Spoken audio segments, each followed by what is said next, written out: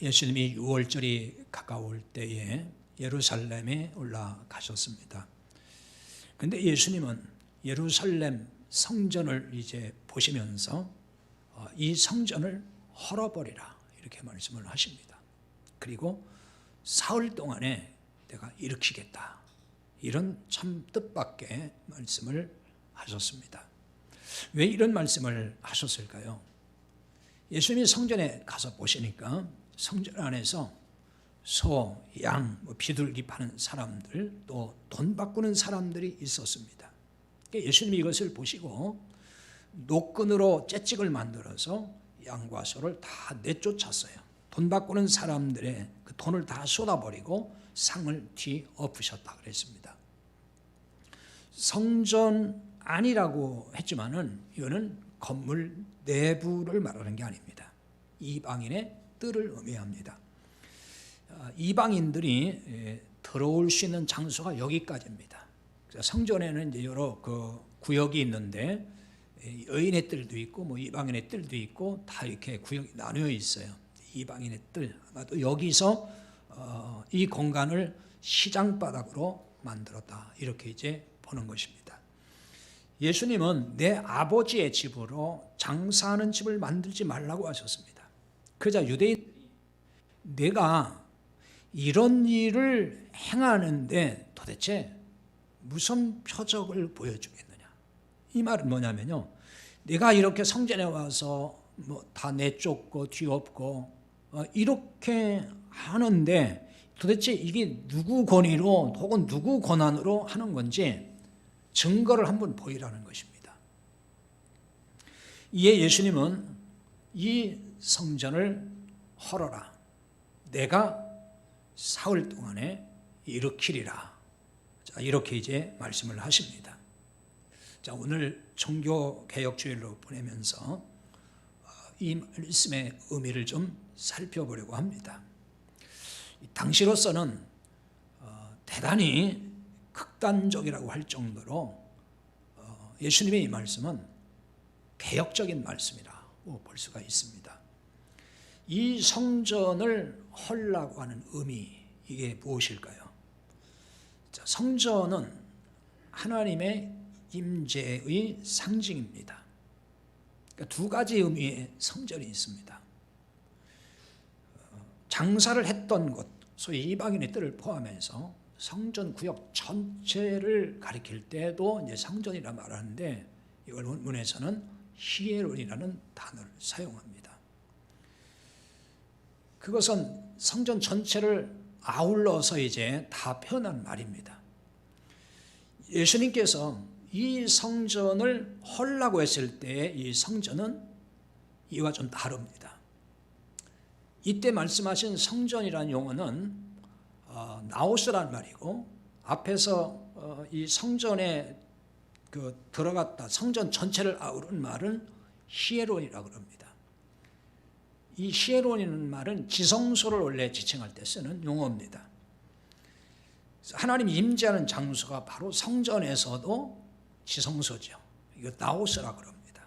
이런 의미에서 성전이 있어요. 그러니까 우리말로는 똑같이 성전이지만은 성전 전체를 아울러서 말하는 히에론이라는 단어가 있고, 또 지성소를 일컫는 아오스라는 말이 있습니다. 예수님은 바로 이 성전을 헐라고 이제 하신 것입니다. 자, 먼저 헐라는 의미를 좀 알아야 되겠는데요. 우리말 성경 번역 그대로 헐어버린다, 혹은 해체한다, 그런 뜻이 있습니다. 파괴시켜버린다, 다 무너지게 한다, 이런 뜻이 있습니다. 그런데 예수님께서 이 성전이라고 했을 때에 이 성전과 유대인들이 이 성전을 46년 동안의 지역권을이라고 했을 때 이 성전, 이건 좀 다른 것입니다. 예수님은 당신의 몸을 가리켜서 성전이라고 지금 말씀을 하신 거예요.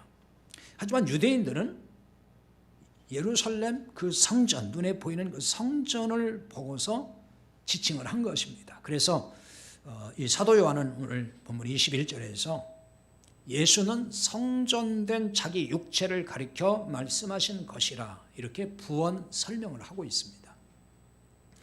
예수님은 자기 육체를 성전이라고 말씀을 했어요. 그런데 유대인들은 눈에 보이는 예루살렘 성전으로 이해를 한 것입니다. 그래서 이들이 말한 거예요. 아니, 이 성전은 46년 동안 지은 건데 당신이 3일 동안에 일으킨다는 게 말이 되는 거냐? 그렇게 반박을 한 것입니다. 근데 히브리서 9장에 보면은 건물로서의 이 구약의 이 성전은 예수님에 대한 모형이라고 설명을 합니다. 예수님을 보여준 하나의 그림자였다는 거죠. 모형이었다는 것입니다. 그런데 성전의 이제 실체 대신 구약의 그 건물로서 성전은 그림자 모형이었다면은 이제 그 실체 대신 성전이신 예수님이 지금 오신 거예요. 그래서 계시록 21장 22절에 보면은 어린 양이 그 성전이라 그래요. 거기 보면은. 그러니까 예수님이 성전이라는 거예요. 따라서 예수님은 당신이 성전이라고 유대인들에게 말씀하신 것입니다. 이런 점에서 이 성전을 헐라고 하신 말씀에는 깊은 뜻이 담겨 있는 것입니다. 헐라는 말은 앞에서 이거는 다 무너뜨린다, 파괴시킨다 이런 뜻이 있다고 그랬죠. 그런데 원문에서 이 단어는 이 뜻보다는 이런 뜻보다는 더 많이 쓰는 뜻이 있어요. 그게 뭐냐면은 풀어놓다는 거예요. 풀어놓다, 해방시킨다. 묶여있는 어떤 것을 애들 풀어가지고 자유하게 해준다. 그런 뜻으로 많이 쓰는 단어가 바로 헐라라고 하는 단어입니다. 어떤 매인 것에서 풀어넣는 것입니다. 그래서 해방되는 것이죠. 자유하게 되는 것입니다. 이것이 여기서 말하는 헐라 하는 중요한 뜻이 됩니다. 그러므로 이 의미를 통해서 보면은 이 성전이 헐어짐으로 해방이 된다. 자유하게 된다. 그 뜻인 거예요. 그러니까 예수님은 이것을 3일 동안에 일으키리라고 했어요. 구체적으로 말하면 예수님의 십자가의 죽음과 부활을 의미하는 것입니다. 예수님의 십자가 죽음이 보이는 성전을 허는 것이었다면 예수님의 부활은 보이지 않는 성전을 세우는 것이다. 그 말이에요. 부활하면은 3일 동안에 일으키신다는 것은 새로운 성전이 세워진다는 뜻인 것입니다. 그 새로운 성전은 우리를 해방시켜주고 자유롭게 해준다는 거예요. 다시 말하면 죄와 율법으로부터 자유롭게 되는 것입니다. 근데 유대인들은 구약 성전주의 신앙에 갇혀 살았던 사람들이에요. 성전주의 신앙은 율법주의 신앙이라고 바꿔 말할 수 있습니다. 그러니까 율법주의 신앙은 형식주의를 낳았고 외식주의를 가져왔습니다. 그 대표적인 사람들의 예를 든다면은 바리새인들, 서기관들입니다. 그래서 마태복음 23장에 보면 예수님께서 이 서기관들, 바리새인들 향해서 얼마나 호되게 책망하는지 모릅니다. 그 책망하실 때 하시는 말씀이 뭐냐면 화 있을진저 외식하는 서기관들 바리새인들아 그랬어요. 외식한다 그랬어요. 이 외식한다는 말은 위선적이다는 뜻이 있습니다. 위선적이다는 말이에요. 그러니까 이들은 율법을 잘 지킨다고 했어요. 자기들 깐에는. 그렇지만 문자주의에 매여서 율법의 본질을 놓쳤어요.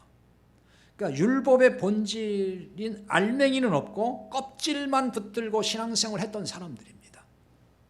이것이 외식이란 말이에요. 그리고 위선인 것입니다. 이런 외식이 탐욕으로 이어졌다는 사실이에요. 겉으로는 전혀 탐욕적이지 않게 보이려고 했지만 실상은 탐욕에 빠졌던 사람들이었습니다. 누가복음 16장 14절에 가서 보면은 바리새인들은 돈을 좋아하는 자들이라 이렇게 나와요. 그러니까 바리새인들 이들은 다 탐욕적인 사람들이었다는 것입니다. 탐욕적인 실상을 바로 오늘 본문에서 적나라하게 보여줍니다. 내 아버지의 집으로 장사하는 집을 만들지 말라고 하신 바로 이 주님의 말씀에 있습니다. 장사하는 집을 만들지 말아라. 장사 왜 하는 거죠? 장사는 이윤을 추구하는 겁니다. 돈 벌려고 하는 거잖아요. 그런데 성전을 이윤 추구의 장소로 전락시켰다는 얘기죠. 그럼 누가 무엇 때문에 장사하는 집으로 만들었을까요? 종교 지도자들인 이 대제사장들이 허락하지 않으면 정말 할 수 없는 일입니다. 결국 종교 지도자들의 탐심이 성전을 장사하는 집으로 만들었던 것입니다. 유대인들이 하나님께 드릴 제물 흠이 없어야 됩니다. 6월절에 올라와서 하나님 앞에 제물을 드립니다. 그렇게 해서 예배를 드리는 거죠. 자, 그런데 예루살렘 가까운 데에 사는 사람만 오는 게 아니에요. 먼 지방에서도 올라오고 또 유대 밖에 외국에 나가 살고 있는 디아스포라 유대인들도 6월절에 하나님 앞에 예배하기 위해서 올라옵니다. 근데 그 당시에는 제사를 드릴 때, 예배 드릴 때 항상 제물이 필요했잖아요. 흠없는 제물을 드려야 됐습니다. 그런데 그 멀리서부터 흠없는 제물 가져오기가 어려운 거예요. 오면서 흠이 생길 수도 있고요. 그래서 그 먼 데서 오는 지방에서 외국에서 오는 사람들이 예루살렘 성전 주변에 그 제물을 살 수 있는 시장이 열리는데 거기서 구입을 할 수가 있었어요. 근데 이게 이제 성전 안에까지 들어왔다 그 얘기입니다. 근데 제물만 사는 게 아니고 유대인 20세 이상 남자는 성전세를 1년에 한 번 바쳐야 돼요. 근데 그 성전세를 그 당시 헬라 돈이라든지 다른 나라 돈으로는 바칠 수가 없어요. 유대화폐는 세겔을 통해서 바쳐야 됩니다. 반 세겔을 바쳐요. 그럼 이 돈을 환전을 또 해야 되겠죠. 그러니까 그런 일들이 지금 이 성전 안에서 바로 이방인의 뜰인 그곳이 성전 상업하는 장사터가 되어가지고 그런 일들을 거기서 했다 그 얘기입니다. 성전에서 제물을 준비하고 환전하면은 예배자들은 아무래도 편리는 했겠죠. 바로 와서 거기서 곧바로 준비할 수 있으니까 얼마나 편리했겠습니까? 근데 편리는 했을지 모르지만은 이런 시장터가 된 성전에서 이런 데서 과연 참 예배를 드릴 수가 있었을까? 자, 짐승들이 막 여기저기서 울어대고 똥도 싸고 뭐 그렇지 않겠어요? 그리고 거기서 또 뭐 매매를 해야 되고 돈도 받고 그러니까 그야말로 그냥 거기는 어수선한 시장터인 거예요. 거기서 어떤 참 예배를 준비할 수 있겠습니까? 예배는 그러니까 요식행위에 불과했을 거예요. 율법에 따라서 해야 된다니까 지금 하는 거예요. 율법에 예배 드리지만은 하나님이 받으신 예배를 드릴 수가 없는 것입니다. 제사장들의 관심은 예배가 아닙니다. 온통 물질에 있습니다. 그래서 그 장사가 잘 되는지, 그래서 또 얼마나 많은 그 이윤을 남기고 있는지 여기에 신경이 다 쏠려 있는 거죠. 그런 사람들이 어떻게 하나님 앞에 참 예배를 드릴 수가 있겠습니까? 이런 장사를 제사장들이 직접 했다고 하는 견해도 있고요. 또 이제 상인들이 그냥 했다는 견해도 있어요. 근데 중요한 것은 뭐 누가 장사했는지 그것도 중요하겠지만은 어떻게 했든지 그곳에서 이런 상업 행위가 이루어졌다는 것이고 거기서 많은 수입을 올릴 수 있었다는 거예요. 왜냐하면은 밖에서가 아니고 안에 와서 이제 파니까 다 비싸게 파는 거예요. 비싸게 팔 수밖에 없어요. 그러니까 파는 사람은 거기서 이득을 많이 남기겠죠. 환전을 해도 더 비싸게 이득을 남기고 환전을 해주는 것입니다. 그러니까 장사의 명분은 아마 백성들이 이렇게 하면 얼마나 편리하냐 이렇게 그 명분을 내세웠을지 모르지만은 속셈은 어디에 있어요? 돈에 있는 거죠. 탐욕이었다는 것입니다. 성전을 이용해서 탐심을 채웠다는데 문제의 심각성이 있는 거예요. 오늘날 한국교회 개혁을 외칩니다. 뭐 어제 오늘의 얘기는 아닙니다만 그 중에 하나가 뭘까요? 탐심의 문제입니다. 한국교회가 너무 탐심에 빠져 있다는 것입니다. 자, 왜 탐심의 문제라고 볼 수 있을까요? 교회가 장사를 하고 있기 때문입니다. 그럼 교회가 무슨 장사를 합니까? 이렇게 묻겠죠. 뭐 무슨 선교 기금을 마련하기 위해서 장사를 하고 건축 기금을 마련하기 위해서 장사하는 교회도 있긴 해요. 지금 그런데 그 얘기를 하는 게 아닙니다. 복음을 전한다는 미명하에 예수를 팔아서 탐욕을 채우는 이들이 많이 있다는 것입니다. 다시 말해서요, 거짓 복음으로 교인들을 현혹해서 헌금을 막 거둬들이는 거예요. 그런 교회가 어디 있느냐 이렇게 말할지 모르지만은 한국 교회를 살펴보면은 정말 적지 않게 있습니다. 거짓 복음의 대표적인 형태를 든다 그러면은 율법주의이고 기복주의 신앙입니다. 이런 부분은 많이 말씀을 드렸기 때문에 그게 정리가 됐을 거라고 믿어요. 이 율법주의 신앙, 기복주의 신앙이 뭡니까? 그러니까 인간의 행위와 공로를 통해서 은혜 받고 복을 받는다는 논리를 펴는 거예요. 인간이 뭔가를 해야 된다는 거예요. 공로가 있어야 된다는 거예요. 그래야 은혜도 받고 복을 받는다. 그렇게 얘기를 한단 말이에요. 근데 그 말이 참 모순된 얘기인데도 별 생각 없이 그냥 써요. 뭘 해야 은혜 받는다고 교회에서들 가르치잖아요. 뭘 잘해야 은혜 받는다. 그 은혜가 뭐예요? 그냥 주는 것이 은혜잖아요. 근데 뭘 또 잘해 준다니 말이 되냐고요. 정말 모순된 얘기를 하는 거거든요. 그리고 이제 그 행위와 공로에서 가장 많이 언급되는 것이 있다면 뭘까요? 헌금일 겁니다. 헌금이에요. 그러니까 거짓 복음의 전형적인 수법이 뭐냐면은 내가 하나님 앞에서 이렇게 잘해야만이 너 은혜 받고 복 받는다. 그거예요. 근데 여기에 한국 교회는 너무 익숙해 있습니다. 문제 의식이 없습니다. 행위와 공로에 가장 언급이 많이 되는 것이 이제 헌금인데 헌금을 참 강조 많이 해요. 강조하다 못해서 강요한다 그러잖아요. 코로나19 사태가 이제 장기화되고 있습니다. 그러다 보니까 전 교회 성도들이 다 모여서 예배를 못 드려요. 한국교회 전체가 지금 좀 풀려가지고 뭐 30%만 예배 드리라 그래가지고 그렇게 또 예배를 드리고, 그리고 항상 교회가 체크하고 가요. 오늘도 구청회도가 나와 또 체크하고 한 것 같아요. 그렇게 되니까 이제 뭐가 문제가 생기냐면은 헌금이 준다는 거예요. 지금 재정적인 타격을 지금 교회마다 많이 받고 있어요. 대형교회는 대형교회대로 굉장히 타격을 많이 받는 거예요. 생각해 보세요.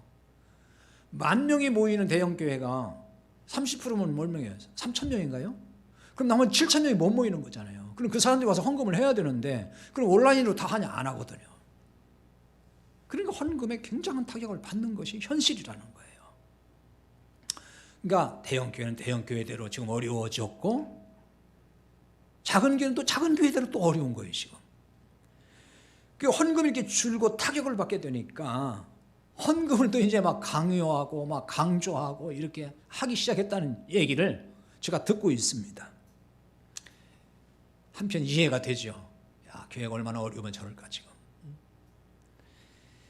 근데 이런 현실을 보면요, 어떤 생각이 드냐면은 참 복음을 듣고 그 은혜에 반응해서 헌금을 제대로 늘 어떤 상황과도 상관없이 하는 성도가 한국교회 많지 않은가 보구나. 그런 생각이 드는 거예요. 그러니까 헌금을 강조하지 않아도 자원해서 헌금을 내는 성도들이어야 되는 건데 그게 진짜 참 성도의 모습인데 그런 성도가 진짜 복음을 깨닫고 은혜에 감사하는 사람이고 하나님 앞에서 살아가는 삶의 모습이라고 할 수가 있는데 이렇게 이제 틈이 벌어지니까 이참에 잘 됐다는 식으로 헌금도 안 하고 예배도 안 나오고 예배도 안 드리고 이제 그렇게 된다는 거죠. 이제 그러고 보면은 헌금뿐만 아니라 신앙생활의 여러 가지 면에서 이 코로나19 사태가 교회 수준을, 한국 교회 수준을 그대로 드러내주고 있다, 이렇게 보여요. 그 교회 성도들의 수준을 보여주고 있는 거예요, 지금. 헌금을 강조하면 하고 안 하면 안 하는 것은 정말 수준을 보여주는 거잖아요. 교회가 헌금을 안 하면 어려워질 거라는 건 다 알아요.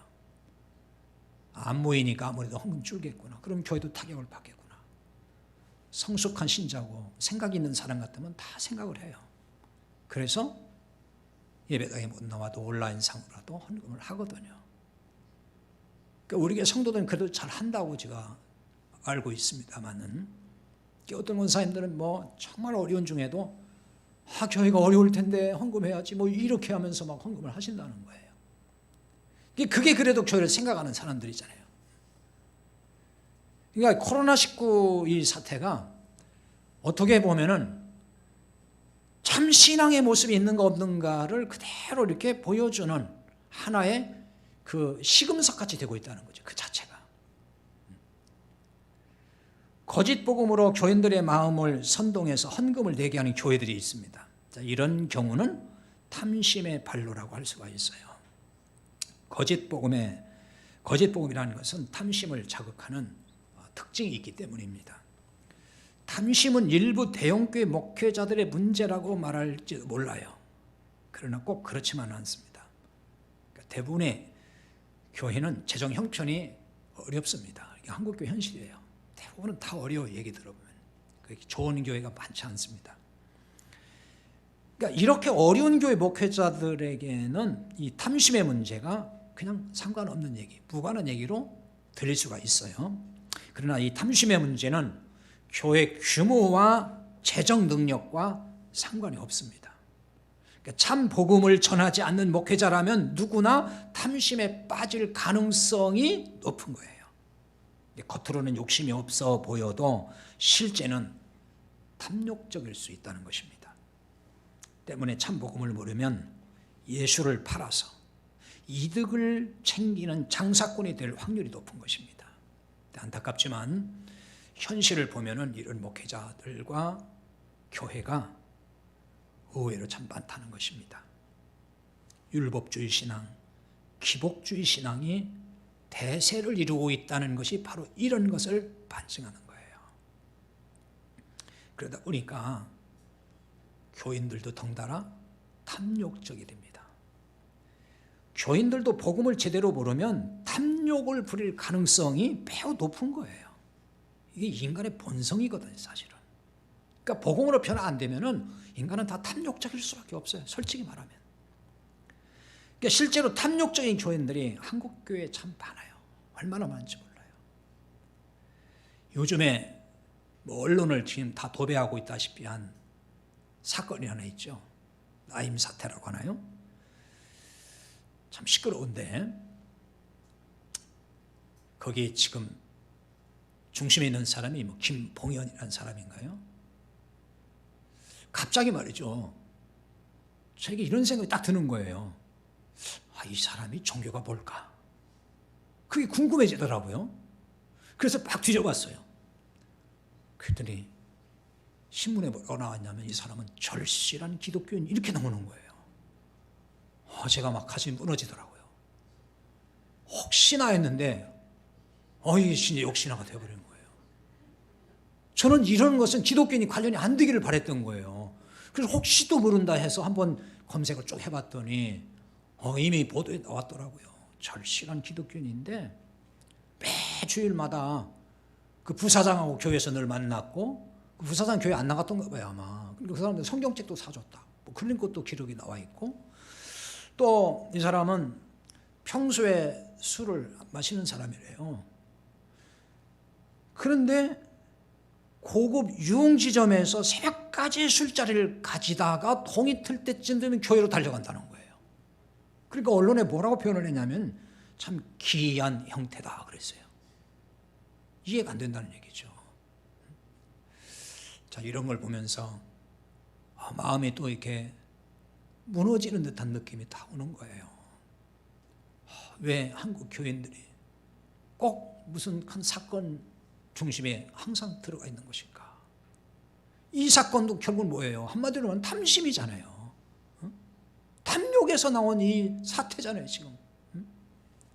뭐 1조 6천억 원의 금융 사기 사건이 이렇게 나오는데 어마어마한 큰 사건이에요, 지금 이거.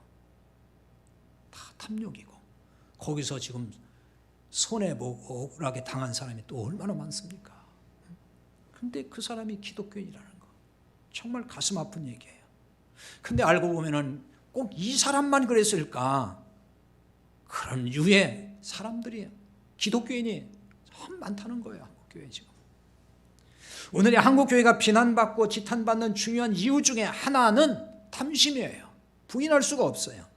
근데 이 탐심은 잘못된 성전신앙에서 비롯됐다는 거예요.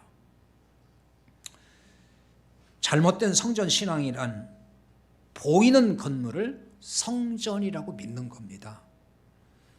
아직도 건물을 성전이라고 부르는 교회들이 참 많아요.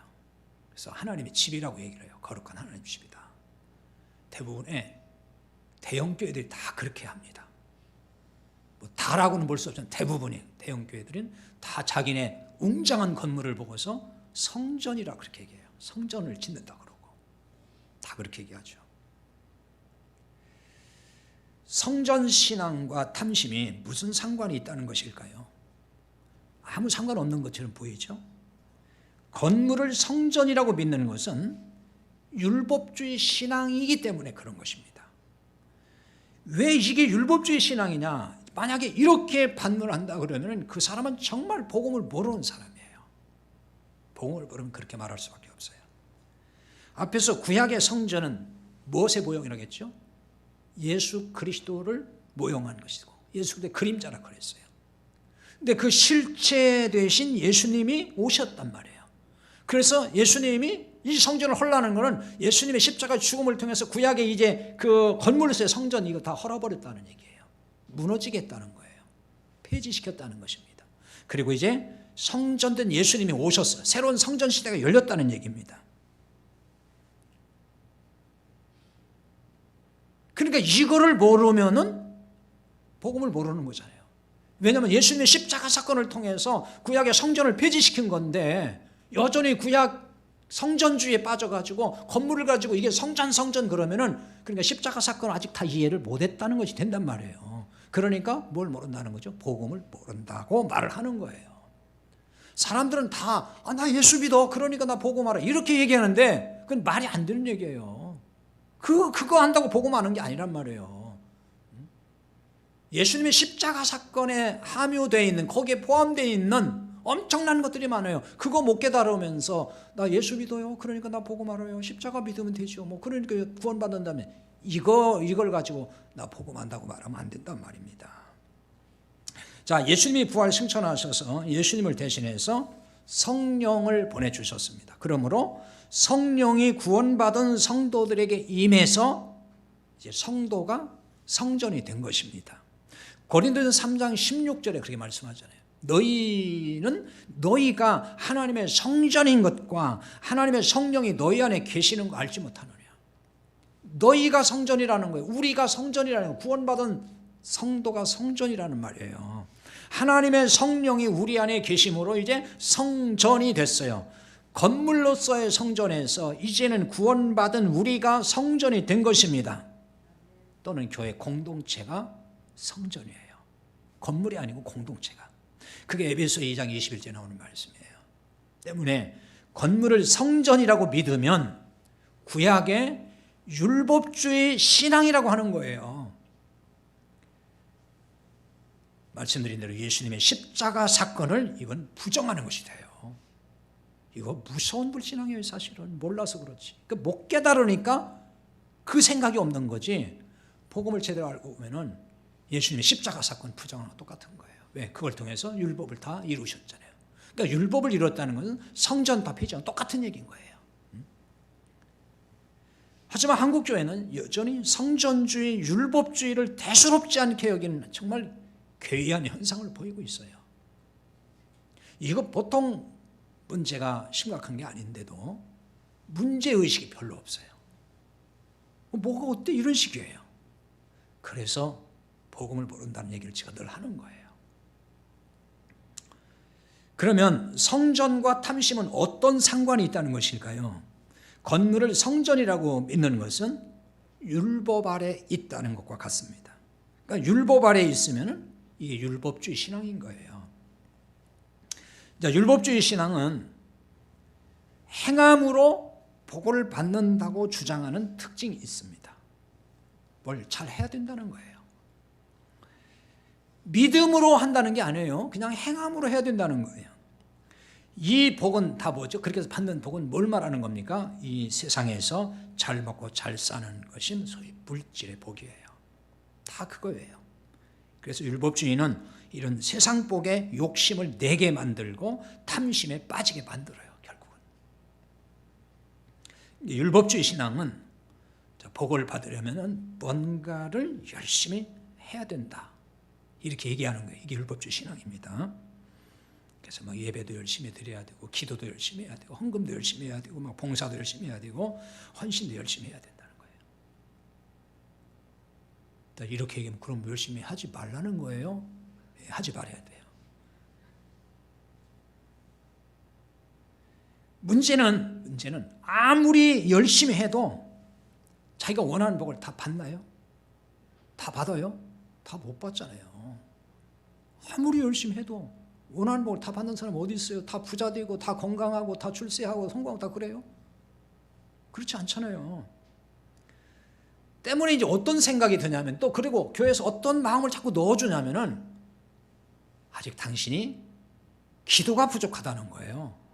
기도를 더 많이 해야 되고, 아직 뭔가 공로가 소위 부족하다는 거예요. 더 열심히 헌신하고 충성을 해야 된다. 뭔가 하늘에 쌓을 것이 덜 쌓여져 가지고서 아직은 그래서 당신이 복을 못 받는 거고, 아직은 그래서 문제가 있는 거고, 이런 식으로 가르치고 그 가르침을 배우다 보니까 스스로 그것이 또 마음을 짓눌러서 죄책감이 들고 죄의식이, 내가 아직도 부족하구나, 아직도 내가 더 많이 헌신해야 되는데 뭐가 부족해서 나는 남보다 뭐가 잘 안 되는구나, 이렇게 생각을 하는 거예요. 그래서 한 번 더 열심히 해보려고 또 막 애를 쓰기도 하고 그냥 용을 쓰기도 한단 말이에요. 그래서 막 힘들어도 뭐 해보려고 하고 정말 충성하고 이런 신자들이 있어요. 자, 그런데 그래도 또 잘 안 돼. 그러니까 어느 날 이제 낙심을 해요. 그래서 그때부터 그냥 포기해버려요. 그러니까 이제 교회도 잘 안 나올 수도 있고 하도 뭐 다 안 해버리는 거예요. 그럼 그게 뭐예요? 그러니까 그 열심히 문제가 있다는 거예요. 그러니까 그런 것은.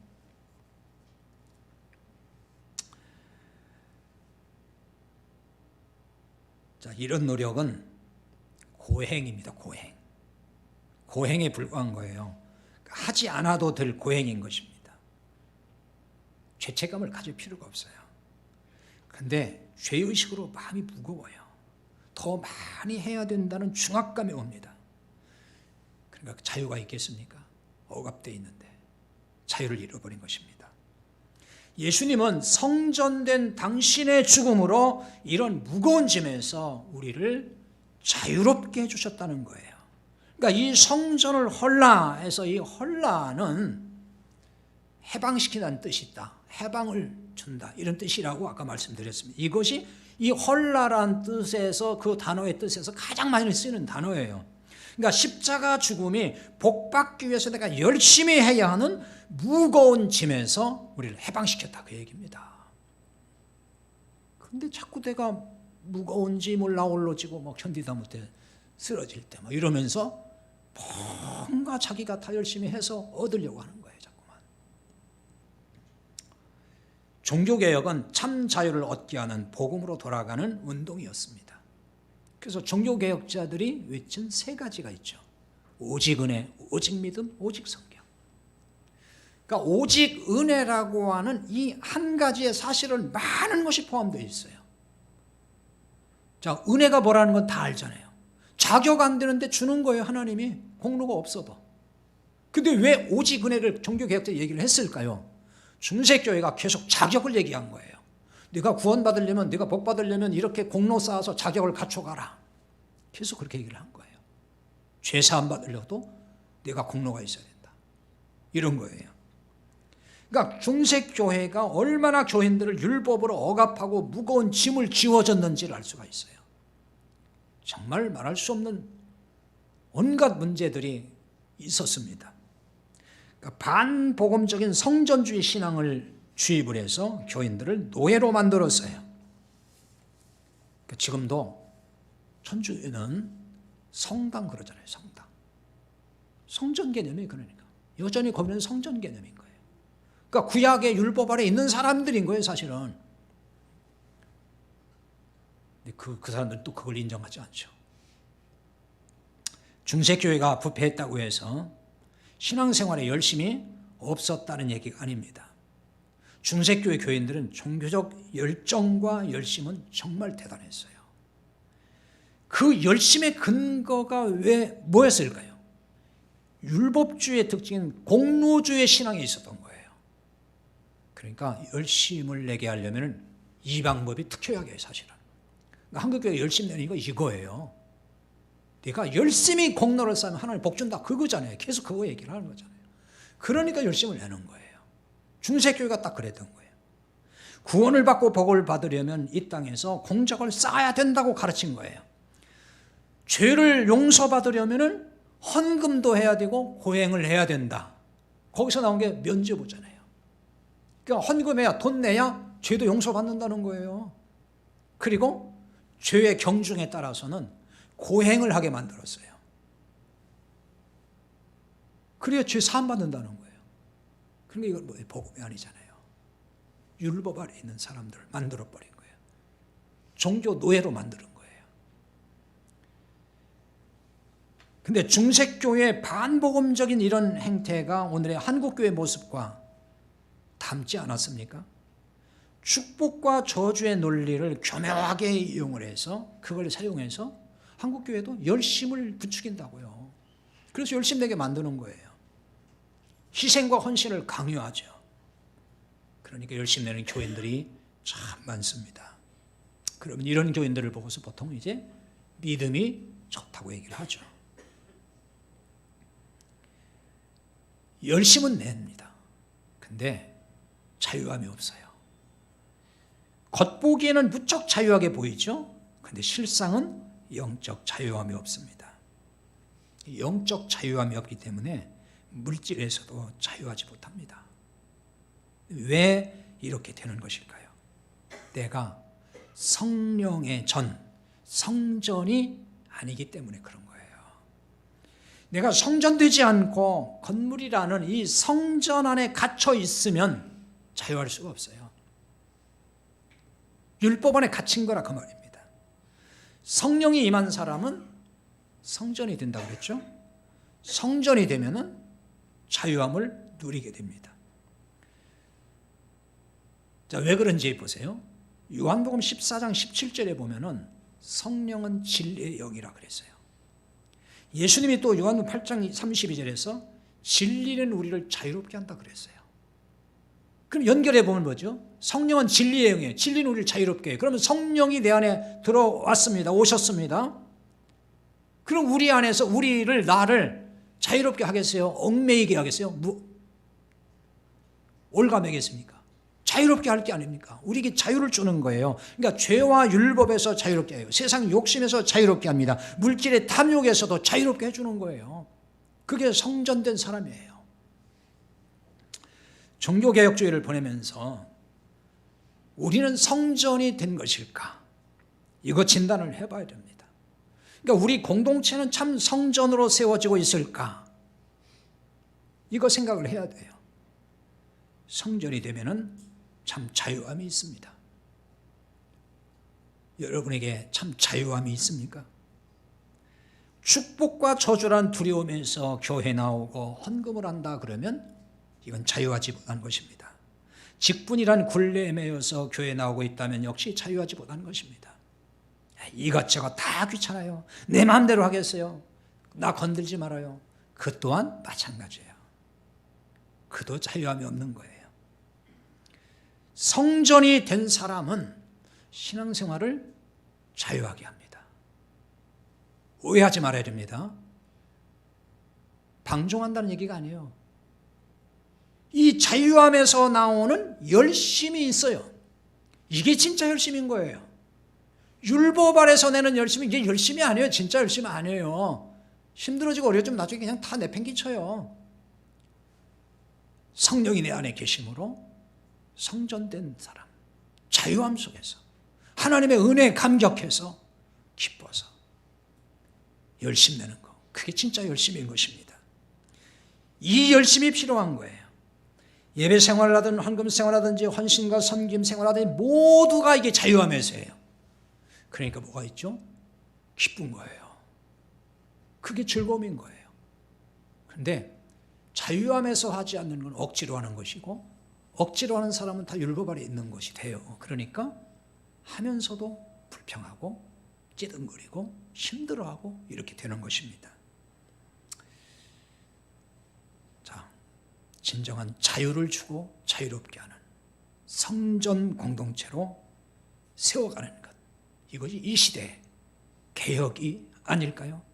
우리 교회가 진심으로 자유가 넘치는, 복음 안에서 참 자유를 만끽하고 그 자유하면서 열심히 나오고 그 자유하면서 헌신하고 그 자유하면서 주를 위해 살아가는 이런 복된 성전 공동체가 될 수 있기를 바랍니다. 기도합시다. 자, 오늘 말씀 붙들고 한번 기도하는 시간 갖습니다.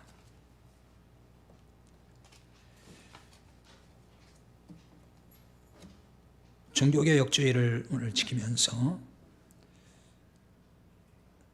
우리는 정말 복음을 알고 있는지, 그래서 진정한 자유가 있는지, 성전이 이루어져서 내 자신이, 우리가 성전되고 우리 공동체가 성전되어서 자유가 있고 기쁨이 있고 즐거움이 넘치는지, 아니면 여전히 율법 아래서 구약의 성전주의에 빠져서 여전히 매여 있고 종과 같이 그렇게 신앙생활을 하고 있는 건 아닌지, 율법주의 신앙에 매여 있지는 않은지, 기복주의에 빠져서 뭔가 내가 열심히 해보려고 하는 건 아닌지, 오늘 우리를 한번 돌아보면서 기도하시고요, 우리 공동체가 진심으로 참 성전 공동체로 세워지게 하소서. 기도합시다.